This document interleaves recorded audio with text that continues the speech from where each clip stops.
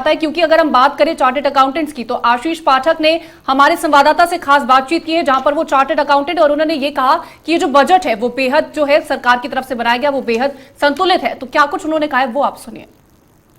आज देश की वित्त मंत्री निर्मला सीतारमण जी ने आम बजट संसद में पेश किया है, तो यह जानना बेहद जरूरी हो जाता है कि आखिर आम जनता के लिए बजट में कितनी रियायतें दी गई हैं, आने वाले वक्त में देश की जीडीपी से क्या प्रभाव पड़ेगा इस आम बजट का। हमारे साथ आगे बातचीत करने के लिए सीए आशीष पाठक जी हमारे साथ मौजूद हैं।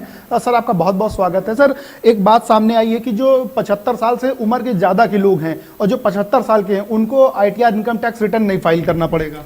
हाँ, ये बात तो ठीक है कि हाँ भाई 75 साल से ऊपर वालों के लिए करा गया है, लेकिन ये उन्हीं के लिए एग्जम्पशन है जहाँ पर आपकी पेंशन से इनकम और ब्याज से इनकम हो रही है। अगर इन दोनों के अलावा किसी और तरह से इनकम हो रही है तो आज भी 75 साल से ऊपर वालों को रिटर्न फाइल करना पड़ेगा। लेकिन हाँ, एक तरीके से देखा जाए तो एक रियायत है उन लोगों के लिए। बिल्कुल सर, जिस तरह से आम बजट आज पेश किया गया है उसमें स्वास्थ्य को लेकर के बड़ी जो है रखी गई है न्यूज़, शिक्षा को लेकर के बड़ी वो पहल की गई है कि 100 सैनिक स्कूल खुले जाएंगे और भी तमाम चीज़ें। तो क्या लगता है आने वाले समय में देश की जीडीपी पे इससे कोई प्रभाव पड़ेगा? बता रहा हूँ, 35,000 करोड़ रुपए का वैक्सीनेशन के लिए एलोकेशन कोविड के लिए किया गया है।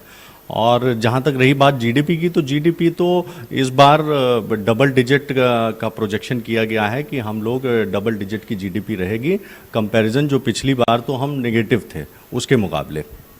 सर, बिल्कुल एक आखिरी सवाल कि अगर हम पिछले बजट की बात करें तो पिछले बजट के मुकाबले इस बजट में क्या हम लोग को नया देखने को मिला है? नया अभी जैसा कि आपने बताया है। दूसरा, मैं कुछ टेक्निकल बातें आपको बताऊं कि इनकम टैक्स में बहुत सारे असेसमेंट्स फेसलेस कर दिए गए हैं। वो लास्ट बजट से ही उन्होंने फेसलेस कर दिया था। अभी उन्होंने उसको एक स्टेप आगे बढ़ाते हुए कि जो ट्रिब्यूनल लेवल पर भी हमारे असेसमेंट होंगे वो भी फेसलेस किए जाएंगे, नंबर एक। नंबर दूसरा है कि जो छोटे डिस्प्यूट्स हैं उसके लिए एक डिस्प्यूट कमेटी का भी गठन किया जा रहा है। तो एसएससी को थोड़ा सा इन सब कारणों से कि वो जो मैन टू मैन इंटरेक्शन होता था उससे वो बचेंगे और फेसलेस असेसमेंट का मतलब हो गया ई असेसमेंट एक तरीके का, तो उसमें फ़ायदा है।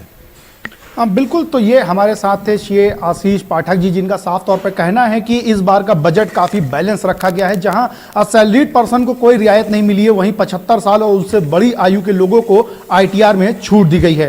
कैमरा पर्सन रियाज के साथ अक्षत जोशी, JK 24/7 लखनऊ।